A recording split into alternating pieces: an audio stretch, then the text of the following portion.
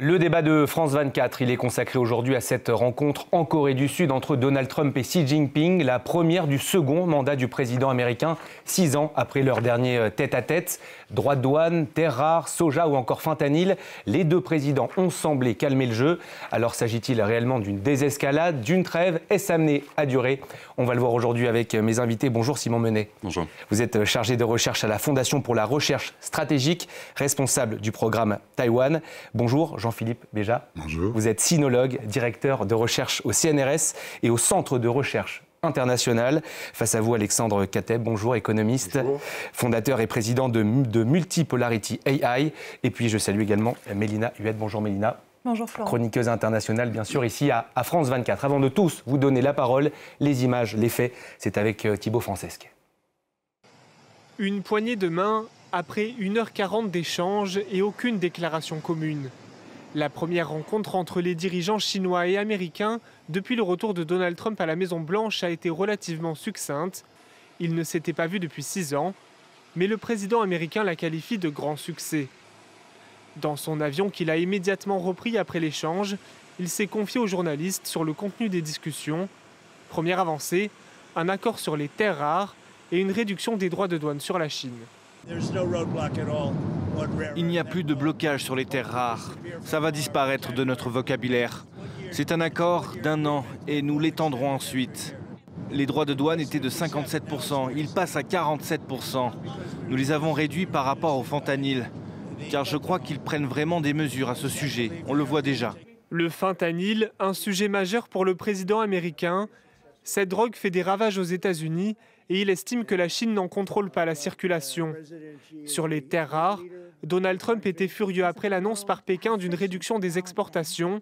Ces minéraux sont indispensables à l'industrie américaine. Au début de la réunion, le président chinois se montrait plutôt optimiste. Monsieur le Président, je suis prêt à continuer à travailler avec vous pour établir une base solide pour les relations entre la Chine et les États-Unis et créer une atmosphère propice au développement des deux pays. Les deux dirigeants ont aussi abordé la guerre en Ukraine. Le président américain assure qu'ils vont travailler ensemble avec la Chine pour tenter de trouver une issue. En revanche, ils n'ont pas parlé du dossier majeur de Taïwan. Un sujet qui sera peut-être abordé lorsque Donald Trump se rendra en Chine en avril. Dernière annonce après cette rencontre. Xi Jinping sera ensuite invité aux États-Unis.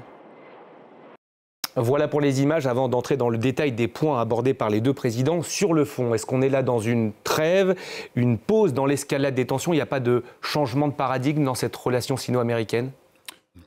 Moi, j'en vois pas particulièrement. On reste sur une stabilisation et elle vient à point nommé. Après une escalade des mesures coercitives des deux côtés, mais il n'y a pas de changement de paradigme sur la rivalité stratégique, sur la rivalité systémique. On pourra peut-être revenir plus en détail après entre les deux États. Cette escalade, elle devait s'arrêter dans l'intérêt mutuel des deux pays? Oui, ça, je crois que c'était quelque chose de prévu. Tout le monde s'y attendait. Trump a lancé comme d'habitude, en fait. Hein. Il a lancé de grandes décisions. Et puis après, il est retourné déjà en arrière. Beaucoup plus tôt. Hein. Il a commencé au mois de mai à baisser les droits de douane. Et puis ensuite, c'est reparti en août et puis en décembre.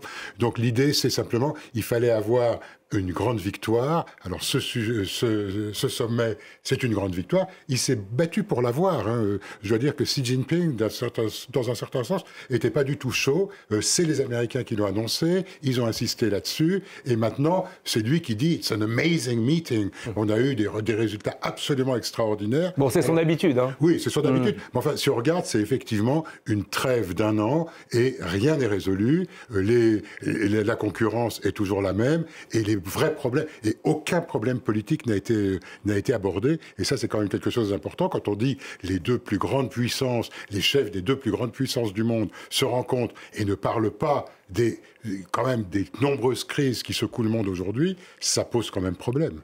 Économiquement, ça devenait de plus en plus compliqué pour Pékin et Washington.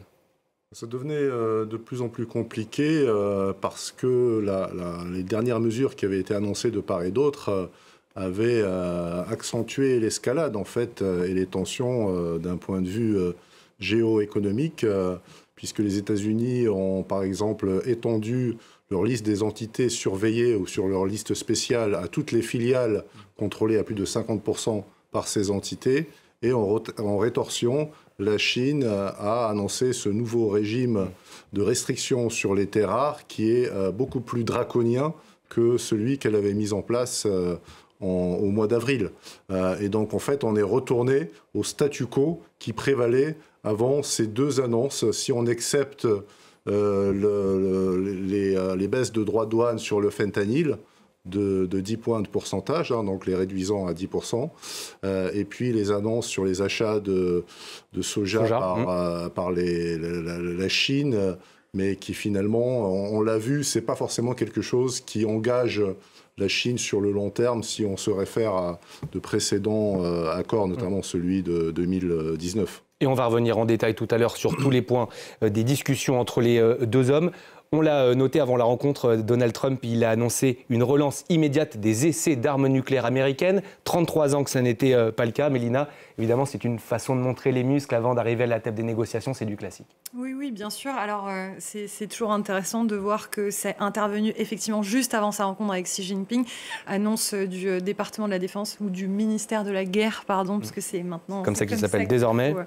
Qu'il faut l'appeler. Elle intervient avant cette rencontre, mais elle intervient aussi dans un contexte plus global où Vladimir Poutine a quand même, c'était dimanche dernier, testé un drone sous-marin à capacité nucléaire. C'est-à-dire que dimanche, on l'a vu, le chef du Kremlin s'était félicité de cet essai final réussi. Donc le missile de croisière, vous en avez parlé un petit peu avec Elena Voloshin sur ce plateau, le Bourevestnik, le messager de la tempête, c'est un vieux sujet. C'est-à-dire que dès 2018, il était déjà question de ce Bourevestnik. Et je reprendrai le terme que m'a rappelé d'ailleurs Elena Voloshin sur les termes utilisés par Vladimir Poutine, qui dit de toute façon les armes c'est fait pour être utilisé. Donc ça arrive aussi quand même dans ce contexte-là. Il y a aussi eu une réponse à la Russie. Exactement, drone sous-marin Poséidon. Donc c'est une réponse à la Russie. Après, il faut regarder un petit peu s'il y a eu des précédents, en tout cas dans ces annonces de on va refaire des essais nucléaires. Et bien c'est le cas. J'ai regardé, c'était en 2020, c'est-à-dire il y a quasiment 6 ans maintenant. Déjà, les médias états-uniens à l'époque avaient fait part d'une velléité de la part de l'administration Trump de reprendre ces essais nucléaires. Au final, rien n'a été fait, comme d'habitude. Et comme vous l'avez dit, les derniers essais, ils datent de 1992. Donc, pour revenir sur ces discussions, c'est la raison économique qui l'a emporté finalement aujourd'hui, on peut le dire comme ça ? Oui, complètement, parce que c'était le focus des différentes discussions et des différents livrables qu'on a pu voir étaient essentiellement économiques. Et comme le disait Jean-Philippe, sur les dimensions géopolitiques, sur l'Ukraine, Trump dit qu'il en a parlé, le communiqué chinois ne le mentionne pas. Sur Taïwan, aucun des deux partis n'en a parlé. Idem sur d'autres problèmes, sur le Moyen-Orient, sur d'autres aspects. On n'en a pas entendu parler non plus. Donc c'est vraiment cette discussion économique, et c'est ce qui ressortait d'ailleurs du communiqué chinois. On n'est pas là dans un match, mais est-ce qu'on peut se demander qui sort gagnant de cette rencontre ? Plutôt la Chine. Plutôt la Chine, quand on peut voir sur les différents livrables, la surenchère le 9 octobre sur l'exportation des terres rares, c'était un levier diplomatique en amont de la discussion. Elle est simplement revenue sur cet aspect-là. Ensuite, sur TikTok, elle reste très évasive. Sur le fentanyl, soit a priori il y a des étapes et un effort chinois pour coopérer davantage. Mais c'est encore flou pour l'instant. Mais c'est encore flou aussi. Et sur la dynamique globalement et les problèmes plus fondamentaux dont on pourra parler aussi sur le système économique chinois, sur toutes ces dimensions qui sont plus fondamentales dans la rivalité avec les États-Unis, la modernisation de l'appareil militaire, la modernisation technologique, tout ça reste sur la table et reste problématique aussi. Un mot aussi sur la méthode. On l'a vu, les Chinois sont arrivés avec plein de choses à négocier autour de la table. Est-ce que finalement, ce n'est pas une sorte d'adaptation de la Chine aux méthodes de Donald Trump ? C'est-à-dire qu'il y avait les problèmes essentiels, c'était d'obtenir un retour à des droits de douane relativement normaux. Plus raisonnable. Voilà, raisonnable. Et donc, ils sont venus pour ça. Ils avaient, comme disait très justement mon prédécesseur, ils avaient lancé des mesures extrêmement dures en octobre. Ils sont simplement revenus sur ces mesures, ça n'a pas changé grand-chose. Et dans ces conditions, l'autre chose qu'ils voulaient, c'était essentiellement une question d'avoir des droits de douane plus bas et de montrer, parce qu'il faut bien voir que ces sommets, c'est quelque chose d'important dans les relations bilatérales, mais c'est aussi important vis-à-vis du pays de l'intérieur. Or, Xi Jinping n'est pas dans une position aussi forte que peuvent l'affirmer certains commentateurs, et il était important pour lui d'avoir une victoire. Or, il a a montré qu'en résistant aux États-Unis, qui est quand même la plus grande puissance du monde, même si on dit qu'aujourd'hui elle est en déclin, mais à la première puissance du monde, on a réussi à les faire reculer. Parce que c'est ça qui se passe. Le discours, ce que vont dire les Chinois, alors bien sûr, c'est nous voulons, il est très important que les deux pays coopèrent pour que la paix mondiale, etc. Mais l'important, c'est, regardez, nous avons résisté, nous ne sommes pas couchés, et les Américains ont reculé. Donc, moi, Xi Jinping, vous avez vu, je défends les intérêts de la Chine, je suis de plus en plus fort. Et c'est effectivement, dans une certaine mesure, l'une des conséquences de la politique complètement délirante de Trump, qui est une politique non consistante, qui est de renforcer la légitimité de Xi Jinping. Alors, je ne sais pas si c'était sa volonté, il avait déjà fait ça un petit peu avec Poutine, et aujourd'hui, l'une des caractéristiques de Trump, c'est de taper sur ses alliés et d'être accommodant avec ses adversaires. Là, on en a encore un nouvel exemple, me semble-t-il. Xi Jinping a été très dur dans les négociations ces derniers mois, ces dernières années. Xi Jinping est le seul grand leader mondial qui a résisté à Trump, on peut le dire. Si on compare la réaction de la Chine à celle de l'Union européenne, c'est le jour et la nuit. Oh, il y a encore peut-être Vladimir Poutine qui lui résiste. Oui, enfin, parmi les grands pôles économiques mondiaux. Donc, on voit bien que la Chine, en fait, a des atouts qu'elle a fait valoir, notamment sur les terres rares.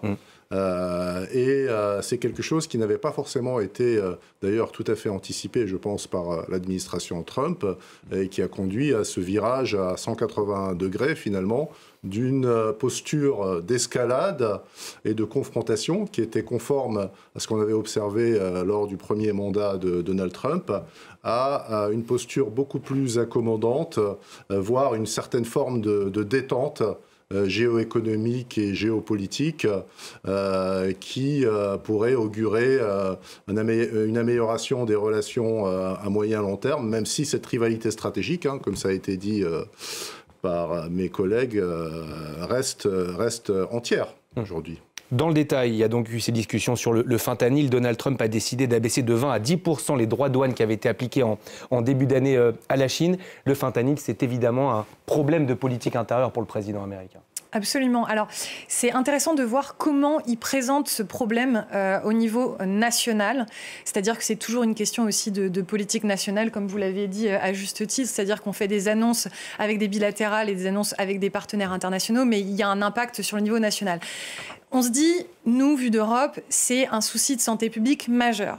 Lui, il ne le présente pas du tout comme ça. Il le présente comme les gangs internationaux sont responsables du trafic de drogue mortelle, et donc ça figure parmi les principales menaces pour la sécurité nationale de notre pays. C'est comme ça qu'il le présente. Le fait est que dans tous les cas, c'est effectivement un problème majeur. Mais ce n'est pas que sous Donald Trump, c'est-à-dire que c'est un problème auquel ont été confrontés également Obama avant lui et Biden avant lui. La différence là, c'est qu'il obtient, alors on pourra reparler des engagements, mais en tout cas, il y a le début d'une piste. Moi, j'aime toujours revenir sur la sémantique. Vous parliez effectivement, on l'a vu dans le sujet de Thibault Francesquet, il y a toujours des termes très vagues qui sont utilisés. Grand succès, on s'est entendu sur, je cite, presque tout. On a conclu un accord commercial qui pourrait être signé assez bientôt. Tout ça on aurait pu écrire les déclarations de Trump même avant la rencontre. Absolument, mais comme dans toutes les bilatérales ou tous les grands entretiens, les grandes réunions finalement. C'est-à-dire que même en 2019, lors de leur dernière réunion, on aurait pu presque anticiper finalement cette rencontre. Oui, parce que sur le fentanyl, on l'a dit, la Chine n'a pas vraiment précisé les mesures qu'elle comptait mettre en place. Non, tout à fait. Et en 2019, à ce moment-là, il y avait déjà eu des négociations entre Trump et les Chinois sur le fentanyl pour dire la Chine, vous devez faire plus de choses pour contrôler tout simplement les flux de fentanyl qui sortaient de Chine, qui étaient à ce moment-là produits là-bas. Il y a eu des mesures qui ont été prises, donc la Chine peut montrer sa bonne volonté et agir.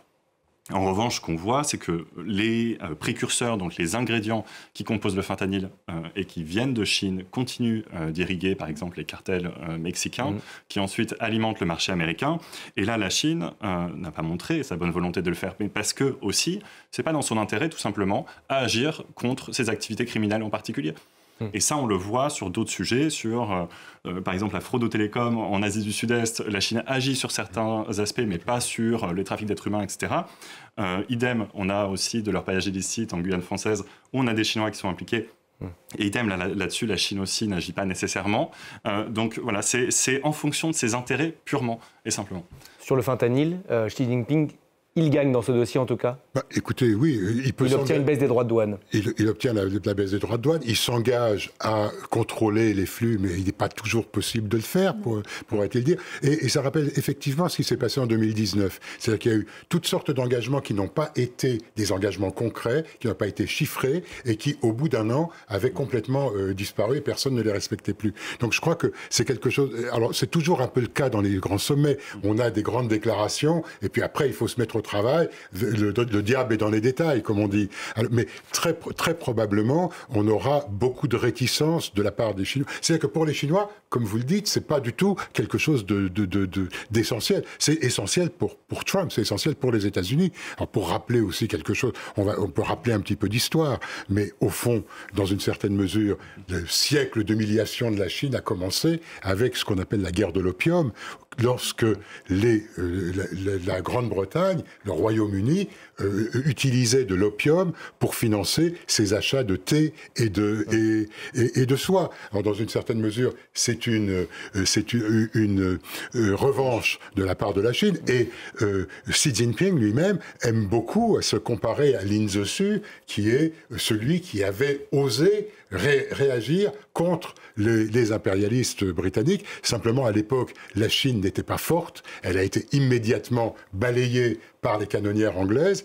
Aujourd'hui, Xi Jinping dit « Moi, je suis à la tête d'une Chine qui est forte, qui peut imposer ses volontés à l'ennemi. » Et, je répète, encore une fois, ça renforce sa légitimité à l'intérieur, et c'est un élément très important aussi. Alors, je crois qu'effectivement, on a, il faudra qu'on regarde dans les années qui viennent, ce qui va se passer, dans les mois qui viennent, pardon, ce qui va se passer pour le fentanyl, mais on pourra dire, on va voir ça aussi après, avec les terres rares et avec les autres accords. Je pense que on n'a pas du tout encore d'accord véritable, et que les choses peuvent très bien retourner en arrière sans problème. Un commentaire, Alexandre Kateb? Oui, bon, je pense que tout a été dit sur cette question. On voit que c'est une diplomatie transactionnelle qui a surtout pour objectif d'envoyer des messages, notamment à une audience domestique, enfin nationale, aux États-Unis. Il faut rappeler qu'on approche des élections de midterms aux États-Unis l'année prochaine. Donc, cet accord-là avec la Chine, ou cette trêve, s'inscrit aussi dans cette dynamique pour Trump et pour ses soutiens, pour justement se concentrer sur les problèmes nationaux et pour peaufiner sa stratégie pour ces élections de mi-mandat. L'un des dossiers pendant les 1h40 de discussion qui ont été abordés, c'est aussi les puces. Donald Trump a dit dans son vol retour qu'il avait été question de vente de puces Nvidia, mais pas celle dernier cri. Difficile du coup d'évaluer l'ampleur des engagements américains dans ce dossier? Oui, là aussi, la question de Nvidia... On l'a compris, c'est très flou. Oui, tout est assez flou pour le moment. Nvidia, Jensen Huang, le PDG, œuvre pour pouvoir envoyer et exporter des chips, des puces, vers la Chine. Il considère que c'est un argument, un investissement, que ça va permettre de soutenir la R&D du groupe. Tout le monde n'est pas d'accord avec cette analyse, et moi non plus, dans la mesure où il y a la question d'aider globalement la Chine à renforcer son avancée dans l'IA, parce que c'est des puces qui vont lui permettre, comme on a vu avec DeepSeek par exemple, de renforcer et d'accélérer son rattrapage technologique. Et voilà, donc il y a cette question des puces qui reste en suspens, parce que là aussi, on n'a pas une réponse exacte. Mais Donald Trump dit que ça devra se dealer entre l'État chinois et l'entreprise. Voilà. Mais donc c'est une ouverture, en quelque sorte. Alexandre Kateb, c'est un dossier crucial, évidemment, ces puces. Pour moi, c'est le dossier majeur. C'est le dossier majeur qui structure toute cette rivalité aujourd'hui, parce que ces puces, non seulement elles permettent une domination économique, on le voit avec l'intelligence artificielle, ce que ça génère comme retombée et ce que ça va générer encore dans le futur. Et puis il y a la dimension militaire, évidemment, puisqu'aujourd'hui, ces puces seront de plus en plus utilisées dans le domaine militaire. Donc on voit qu'il y a, en fait, aux États-Unis, il y a deux camps, celui des faucons qui ont une perspective beaucoup plus géopolitique et qui ont ont peur que la Chine en fait rattrape les États-Unis notamment et des capacités de calcul dans le domaine militaire grâce à ces puces Nvidia, notamment celles de dernière génération qui sont totalement exclues d'ailleurs des discussions, hein, les puces Blackwell. Là on parle des puces de la génération précédente, dites H20, sur lesquelles portent les débats. Maintenant il y a l'autre camp qui est un camp beaucoup plus porté par la Silicon Valley, Wall Street, qui lui est plus veut faire des profits et considère que la Chine c'est un grand marché sur lequel on ne peut pas faire l'impasse, et donc la dimension géopolitique finalement pour eux ce n'est pas un argument valable, et le patron de Nvidia fait tout pour essayer de promouvoir cette vision-là. C'est finalement un argument industriel. La Chine n'arrive pas à produire des puces aussi performantes que celles qui sont produites aux États-Unis. En tout cas pour l'instant. Actuellement, et si on regarde le dernier plénum du comité central du Parti communiste, ils ont décidé de mettre le paquet sur le développement justement de ces hautes technologies et des puces de dernière génération et peut-être d'une prochaine génération. Alors moi, je ne suis absolument pas spécialiste et donc je suis totalement incapable de dire s'ils sont capables de le faire. Mais ce qui est certain, c'est qu'ils se sont retrouvés dans une position qui rappelle celle de Mao Zedong dans un sens, qui est compter sur ses propres forces. Et donc l'idée, c'est de développer les technologies chinoises parce qu'on voit qu'on ne peut pas compter entièrement sur ce qui se passe. Mais ça n'empêche pas, au contraire, de négocier avec les États-Unis pour essayer d'obtenir ces technologies les plus avancées. Donc c'est, comme disait Mao Zedong lui-même, se marcher sur les deux jambes. D'un côté, on développe ses capacités technologiques, et de l'autre, on essaye d'acheter aussi les technologies les plus élevées. C'est un problème évidemment très important puisque les Chinois mettent le paquet sur l'intelligence artificielle, et donc c'est sans aucun doute l'une des questions qui va se poser au cours des prochains mois et surtout des prochaines années, parce qu'il s'agit d'une tendance à très long terme. Mélina, est-ce que la vente de ces puces américaines à la Chine, ça pose pas aussi peut-être un problème de sécurité nationale pour les États-Unis ? Si, vous l'avez bien dit, de toute façon, il y a des problèmes d'entraînement de l'IA, c'est-à-dire que même les puces dont on parle, qui effectivement sont les puces Nvidia H20, même bridées, elles peuvent servir, en tout cas c'est pas moi qui le dis, ce sont des experts, à l'entraînement de l'IA et notamment à des fins militaires. Donc là, c'est ce que vous disiez tout à l'heure, c'est-à-dire qu'il y a deux visions qui s'opposent, une vision purement mercantile et derrière une vision géostratégique. Et donc on se retrouve avec le même souci qui avait été évoqué, encore une fois, je reviens un peu en arrière, par l'administration précédente qui est celle de Biden, puisque début décembre, donc avant que Donald Trump arrive à la Maison-Blanche, Biden avait déjà restreint l'exportation vers la Chine de semi-conducteurs et aussi des équipements pour les fabriquer, pas seulement les semi-conducteurs, et il invoquait déjà les risques pour la sécurité nationale des États-Unis. Donc le risque, il est très très bien identifié. Après, la question, c'est toujours de savoir qu'est-ce que Donald Trump écoute ? C'est-à-dire une visée stratégique, géopolitique à long terme, ou bien des profits très court-termistes d'une certaine partie de On a peut-être notre idée. Disons que oui, il y a aussi, encore une fois, visée électoraliste. D'ailleurs, j'aimerais bien revenir juste sur ce qu'on disait par rapport aux différences de stratégie, sur le fait que la Chine... eh bien, effectivement, peut-être s'inspire de la méthode Trump pour appuyer du poing sur la table, etc. Mais je pense qu'il y a... En fait, on ne peut pas comparer les deux pour la simple et bonne raison que, d'un côté, il y a une puissance, les États-Unis, qui, si Donald Trump ne brigue pas un troisième mandat pour une raison X ou Y, est quand même contraint par le temps. Et je parle sous votre contrôle. Mais la Chine, c'est pas juste Xi Jinping, c'est aussi un parti, c'est aussi un pays qui, dans le temps, peut se permettre en fait d'appuyer sur la pédale de frein, parce que de toute façon, derrière, il y a une entité, il y a un parti. On peut davantage prendre le temps, dites-moi si je me trompe, que Donald Trump qui veut aller très très vite aussi. Bien sûr, on peut aller plus tôt, mais il y a quand même un certain nombre de contraintes qui pèsent sur le Parti communiste chinois, même s'il n'y a pas d'élection, etc.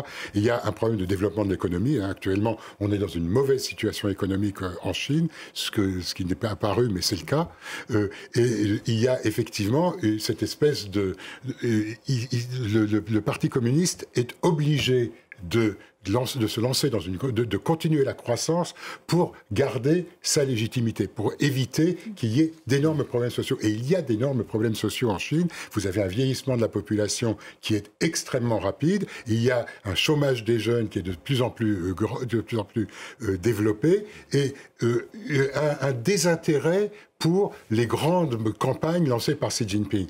C'est le mouvement qu'on appelle de s'étendre, ça s'appelle Trumping en chinois. C'est-à-dire que les jeunes ne veulent plus se lancer, travailler comme des fous, comme ont fait leurs parents, et ne sont pas... Finalement, la grandeur de la nation, c'est quelque chose qui est bien sûr important, mais c'est secondaire par rapport à leur confort dans la vie. Donc je crois qu'il y a de ce côté-là un changement de mentalité en Chine qui est quelque chose de très important. Alors, il n'a pas produit tous ses effets, mais on va voir ça. C'est aussi quelque chose auquel il faut s'intéresser. Mais pour revenir sur les puces, il y a quand même, quand on parle des puces, il y a quand même une question qui est essentielle, qui est au centre, c'est TSMC et c'est Taïwan. C'est quand même les Taïwanais, c'est TSMC qui fabrique les puces les plus avancées, pas seulement Nvidia, c'est véritablement très important. Or, Trump a mis énormément de pression sur Taïwan en obligeant le patron de TSMC à investir. Alors, c'était 100 milliards de dollars. Il avait déjà décidé, sous Biden, d'investir quelque chose, mais là, il est arrivé, il a dit 100 milliards de dollars. Et en plus, il met une très forte pression sur Taïwan, y compris pour qu'elle développe en même temps, et qu'elle consacre une part de plus en plus importante de son PIB à la défense nationale.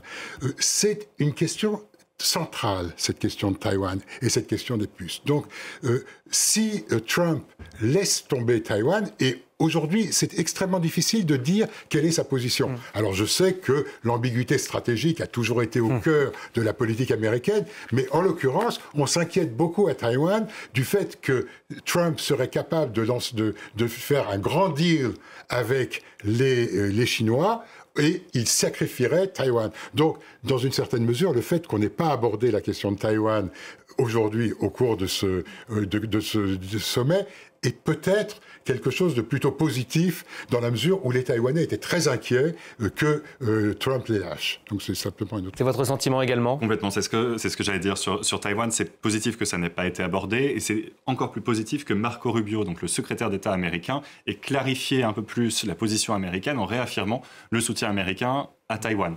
Et comme le disait Jean-Philippe, c'était un point d'extrême vigilance et de crainte des Taïwanais que l'administration Trump change son langage vis-à-vis de Taïwan, notamment en disant que les États-Unis s'opposent à l'indépendance de Taïwan, là où la position actuelle n'est pas tout à fait la même. Il avait déjà fait du travail auprès de Joe Biden, mais ça n'avait pas été concluant, voilà. Xi Jinping. Oui, tout à fait. Alexandre Kateb. Oui, non, mais je pense que cette question est importante, mais il ne faut pas oublier que Donald Trump s'inscrit dans une doctrine, si vous voulez, géopolitique qui est celle des grandes puissances et des zones d'influence de chaque grande puissance. C'est le monde multipolaire qu'il a finalement, je dirais, adopté. Cette réalité. Et donc, dans le cadre de cette réalité, finalement, Taïwan, ça devient une question secondaire. C'est une carte, certes, dans les négociations, mais à moyen long terme, on ne voit pas quel est l'intérêt pour les États-Unis, enfin, dans la perspective trumpienne, de continuer à défendre Taïwan, qui le reconnaissent eux-mêmes, fait partie de la Chine. Donc, à partir du moment où vous avez les capacités de production de puces qui sont rapatriées aux États-Unis, par exemple, la question de Taïwan perd de son intérêt au niveau économique. Avec la construction, je crois, à venir d'une usine en Californie pour les puces. Cette construction a déjà commencé à l'époque de Biden. Et donc, je pense que dans la vision du monde de Trump, en fait, chaque grande puissance doit garder son influence sur sa zone et finalement se soucier un peu moins de ce qui se passe ailleurs. Et d'ailleurs, je crois qu'il y a une révision de la doctrine stratégique américaine qui a été annoncée il y a quelques jours et qui, justement, constitue un recul par rapport à cette volonté de projection globale, en repriorisant le homeland, c'est-à-dire le territoire national, par rapport à la projection mondiale que les États-Unis avaient auparavant. Jean-Philippe Béja, vous vouliez intervenir? Oui, je crois que ce n'est pas la multipolarité, la position de Trump, c'est les zones d'influence. C'est quelque chose de très différent. Et à cette occasion, justement, on peut regarder, Trump est arrivé en Corée avant-hier, et il est reparti immédiatement après sa rencontre avec Xi Jinping. Pas de conférence de presse. Pas de conférence de presse. A priori, les Américains en voulaient une, mais pas les Chinois. Les Chinois n'en voulaient pas. Ça, c'est une chose. Mais surtout, c'est demain que commence le sommet de l'APEC. L'APEC, ce sont tous les pays qui sont riverains du Pacifique. C'est-à-dire essentiellement des alliés des États-Unis. Donc, le fait que... Alors, Trump a rencontré un certain nombre de membres de l'APEC, mais en bilatéral à chaque fois. Et il refuse absolument... Il laisse le champ libre à Xi Jinping, qui lui arrive pour rencontrer Trump d'abord, mais reste pendant les 3 jours au sommet de l'APEC. Et ce sera lui, la grande puissance, ce sera lui le représentant le plus important à ce sommet de l'APEC. Ce qui, d'un point de vue géopolitique, et même du point de vue de Trump, et de « Make America Great Again », est complètement absurde. Parce que, évidemment, il refuse toute multipolarité, justement. Il pense que c'est une seule puissance qui peut... ce sont des grandes puissances qui doivent se parler, mais là, c'est une occasion manquée, absolument incroyable. Le sommet de l'APEC, il aurait pu, justement, se mesurer avec Xi Jinping et montrer, d'ailleurs, qu'il avait une plus grande influence sur cette région que la Chine. Parce que c'est le cas encore. Mais est-ce que ça va être le cas à la fin du mandat de Trump? C'est beaucoup moins clair. Donc, il a là encore laissé le champ libre à Xi Jinping. Oui, je voulais juste revenir sur ce terme de multipolarité, parce que la multipolarité, c'est justement cette coexistence entre les grandes puissances et le fait qu'il n'y ait pas une puissance unique qui puisse prétendre à l'hégémonie mondiale. Cette idée, en fait, aujourd'hui, implicitement, elle est reconnue par de nombreux décideurs et analystes aux États-Unis, même si elle s'exprime en creux à travers ces différentes actions. Et je pense que c'est ce qu'on constate. Ça ne veut pas dire le multilatéralisme. Justement, ce qui manque, c'est une approche de coopération un peu plus, je dirais, institutionnalisée entre les grands pôles de puissance. Mais on en est au début de cette réalité multipolaire. Et je pense qu'il y a des tâtonnements qui vont faire qu'un équilibre va peut-être émerger demain, et qui va permettre d'éviter une confrontation entre ces puissances. Mais le postulat implicite que les États-Unis ont perdu leur hégémonie sur le monde, je pense que ce postulat a été intégré par Donald Trump, pour moi. Simon Menet. Je ne suis pas tout à fait d'accord, et moi je rejoindrai Jean-Philippe sur la dimension des sphères d'influence, qui est très importante et dont on sent qu'elle guide la diplomatie de Trump vis-à-vis de la frontière, vis-à-vis de l'Amérique latine, mais également vis-à-vis de la Chine, qui reste la priorité, après le homeland, de l'administration Trump. Et Taïwan reste un sujet extrêmement important pour les Américains. D'abord, c'est un intérêt militaire, stratégique. Il y a toujours cette question de Taïwan qui ferme la profondeur stratégique de l'armée populaire de libération. Il y a la dimension des semi-conducteurs qui reste fondamentale, parce que même s'il y a ces usines aux États-Unis, les chips les plus avancés, elles restent produites à Taïwan. Et puis, il y a d'autres aspects. Il y a une coopération de défense, de sécurité entre Taïwan et les États-Unis qui est extrêmement importante. Le radar le plus proche des États-Unis vis-à-vis de la Chine, il est à Taïwan, le radar militaire. Donc, là-dessus, oui, il y a des discussions en interne vis-à-vis de est-ce qu'on va sur une clarté stratégique, une ambiguïté stratégique. Est-ce que Taïwan, c'est un intérêt vital? Est-ce que c'est un intérêt crucial là-dessus? Oui, il y a des discussions, et je pense qu'elles sont très importantes à avoir. Mais en revanche, le soutien militaire et un soutien en matière de coopération et d'aider Taïwan à renforcer sa défense, soutien américain, il reste là.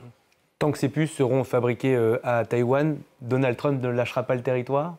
On peut se dire ça, mais encore une fois, la seule chose qu'on sait avec Donald Trump, c'est qu'on ne sait rien. Donc moi, j'aimerais être aussi optimiste. Mais honnêtement, la question de Taïwan sur les administrations précédentes, effectivement, à la fois une collaboration militaire, à la fois une collaboration économique, un point clé géostratégique dans l'Asie et dans le Pacifique. Mais si... Et je dis bien si, c'est un succès, effectivement. Alors, ça prendra du temps, ce ne sera pas sous le mandat de Trump.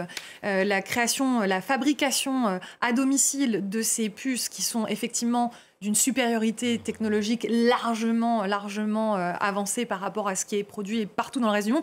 Bon, je juste faire une petite parenthèse par rapport à ça, même au niveau européen, il y a des questions qui se posent sur la souveraineté technologique avec des tentatives, je crois que c'est au Danemark, sur ces questions, sur des puces ultra avancées. Si finalement, il y a cette souveraineté-là au niveau états-unien, on peut se poser la question, à très long terme, bien sûr, du soutien états-unien à Taïwan. Ouais. Et puis, il y a la question, juste pour revenir aussi sur le volet géostratégique. Le problème, c'est que soutenir une puissance comme Taïwan, dont Donald Trump se fiche en fait de la souveraineté territoriale, effectivement. De toute façon, ce serait compliqué quand lui-même, qui se dit non interventionniste, a des velléités aussi qui de faire du Canada un 51e État des États-Unis, qui d'aller au Groenland comme si c'était un territoire qui lui était dû. Il y a quand même une ambiguïté aussi géopolitique de Donald Trump là-dessus. Donc c'est difficile, moi, je trouve, d'y voir clair. On parlait d'utilisation militaire de ces puces. L'objectif, le grand objectif de la Chine, c'est que son armée dépasse un jour celle des États-Unis ? En tout cas, au moins qu'elle soit équivalente à celle des États-Unis et que la Chine puisse régner dans sa zone d'influence, justement, puisqu'on parlait de zone d'influence, donc dans toute la région. Elle est loin aujourd'hui, l'armée chinoise, de l'armée américaine ? Écoutez, alors moi, je ne suis pas du tout spécialiste de questions militaires. Ce que l'on dit, c'est qu'elle se développe très rapidement. Je crois qu'elle est loin derrière, mais que le taux de rapidité de développement du hardware militaire est extrêmement rapide en Chine. Alors, donc, est-ce qu'ils rattraperont les États-Unis dans 5 ans, dans 10 ans, etc. Et qui, en tout cas, veut une place toujours plus grande dans la gouvernance mondiale. Disons que, oui, absolument. La Chine pense qu'elle a, en tout cas, au minimum dans sa région, il lui est dû d'être la puissance dominante. Alors, elle vous dira qu'elle ne cherche pas le Parti communiste chinois vous dira toujours on ne cherche pas l'hégémonie. La Chine n'a jamais été toujours bien caché. Elle n'a jamais rien conquis, ce qui est totalement faux d'ailleurs historiquement. Mais enfin, bien sûr, il est important d'avoir dans cette région d'avoir essentiellement soit des alliés, soit des personnes des pays qui n'osent pas vous résister. Évidemment, Taïwan, c'est quand même quelque chose de gênant. Mais d'un autre côté, la Chine essaye aussi de devenir une puissance mondiale. On a vu qu'elle est intervenue dans les relations entre l'Arabie Saoudite et l'Iran. Alors vous me direz, c'était en fait quelque chose sans lendemain, hein, mais qu'elle intervient de plus en plus en Amérique latine aussi. Elle essaye d'être présente dans ces régions. Alors, ce qu'on appelle les routes de la soie, c'est-à-dire en chinois, ça se dit une ceinture, une route. Hein, c'est moins poétique. Mais donc, ces routes-là sont en train de se développer et il y a une tentative véritablement de la Chine d'être présente dans l'ensemble des continents pour assurer à la fois ses approvisionnements en matières premières, mais aussi pour développer sa puissance à l'égard du reste du monde. Maintenant, est-ce qu'elle est au même niveau que les États-Unis ? Sans doute pas. Et elle sait très bien qu'il faut attendre son heure. Et dans ces conditions, les tensions qui peuvent exister de temps en temps, les Chinois sont quand même très attentifs à ne pas les faire déraper trop. Mais là encore, je n'ose pas trop me prononcer parce que je pensais la même chose de Poutine en 2024 et malheureusement, il est allé au-delà de la logique. Cette question de la gouvernance mondiale, elle est très importante. Oui, tout à fait. Et peut-être pour revenir très rapidement sur la modernisation militaire aussi, parce que globalement, la modernisation militaire et la gouvernance mondiale, ça fait partie des deux aspects qui aussi nourrissent cette rivalité stratégique entre les États-Unis et la Chine dont on parlait au début de l'émission. D'abord, sur l'armée populaire de libération, il y a un objectif très clair. D'ici 2049, l'armée populaire de libération doit surpasser les États-Unis. Ensuite, sur la dimension de gouvernance, idem. La Chine est de plus en plus claire et offensive dans ce domaine. En septembre, à l'occasion de l'Organisation de coopération de Shanghai, la Chine a mis en avant une nouvelle initiative globale, l'initiative globale de gouvernance. Elle suit 3 autres initiatives globales, dont l'initiative globale de sécurité, où on voit une volonté réelle de la Chine de promouvoir ces normes et pratiques, en particulier dans le domaine de la sécurité publique, et avoir des plateformes alternatives et surtout aussi réformer en partie le système existant pour notamment délégitimer le leadership américain et remplacer aussi ce leadership américain. Bon, on a fait à peu près le tour des discussions. Dernier Juste mot. Un mot sur l'armée, puisque quand même... Vous n'étiez pas spécialiste militaire il y a quelques instants. Non, c'est vrai, pas du tout, mais d'un point de vue politique, on peut parler de l'armée. Ouais. Or, très récemment, Xi Jinping a limogé 2 ministres de la Défense et le vice-président de la Commission militaire centrale, qui est l'organisme qui dirige l'armée.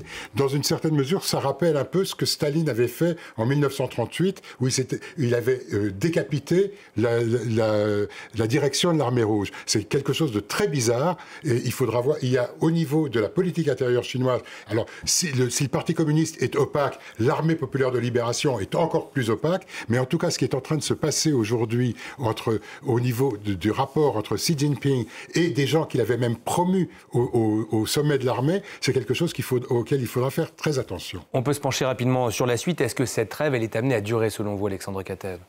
Cette trêve, elle va dépendre évidemment de l'évolution de la situation politique aux États-Unis, notamment des élections de mi-terme et de la pression qui sera mise par les faucons, qu'on compte dans les deux camps, à la fois chez les démocrates et chez les républicains. Bon, ce sera dans un an, les midterms. Oui, mais on s'y prépare déjà. Et donc, il y a des campagnes électorales qui vont commencer, là, en janvier, c'est demain. Et dans ce cadre-là, eh bien, tous ces candidats vont s'opposer à une toute normalisation durable avec la Chine. Donc moi, je ne suis pas très optimiste, en fin de compte, sur le caractère structurel aujourd'hui de cette trêve. Et quand c'est intéressant, ça passe toujours trop vite. Merci à vous 4 d'avoir participé à ce débat sur France 24. Vous restez avec nous, l'information continue sur notre antenne.